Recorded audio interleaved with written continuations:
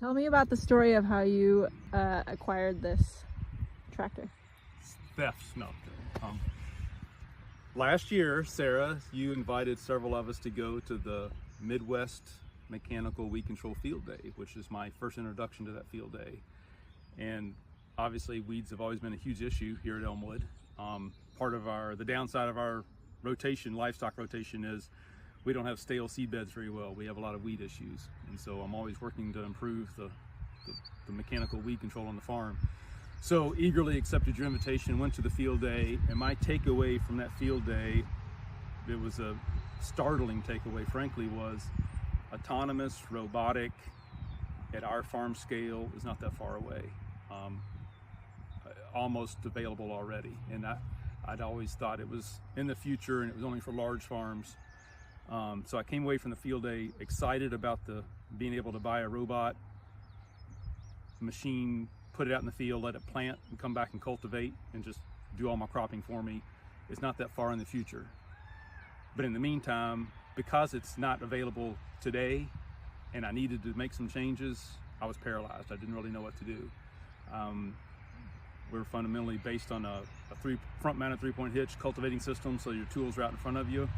The tractor's the bottleneck because it needs to do too many things at once, so we're looking at buying another tractor, but I hated to invest in a diesel-powered, another piece of heavy iron traditional tractor when I'm thinking an autonomous robot type battery power thing is not that far in the future. So I was actually looking, even before I went to the field day, I was already looking for electric tractors that I could put a three-point hitch on the front, and not having much luck. So with that in mind, the paralysis taking place, afraid to do anything, I went to the conference in Madison, Wisconsin this winter, vegetable conference, Organic Vegetable Producers Conference. And at the trade show there, Tillmore had their Super E on display. I'd seen an ad or two, but hadn't paid a lot of attention to it. But when I saw the machine at the conference, was very impressed with it, and the fact that it's battery powered, fairly, it's not as universal as a field tractor would be, but that's kind of what I needed. I needed something that could just be dedicated to the vegetable crop production and not being spread over other parts of the farm like the other tractor is. But this being electric, being a sizable investment, but not the same as a $50,000 or $75,000 big piece of equipment, I was immediately intrigued, kind of looked at that tool as being maybe a segue. My immediate needs were more vegetable production equipment and help, and yet this was a battery powered electric tractor and not a huge investment in materials.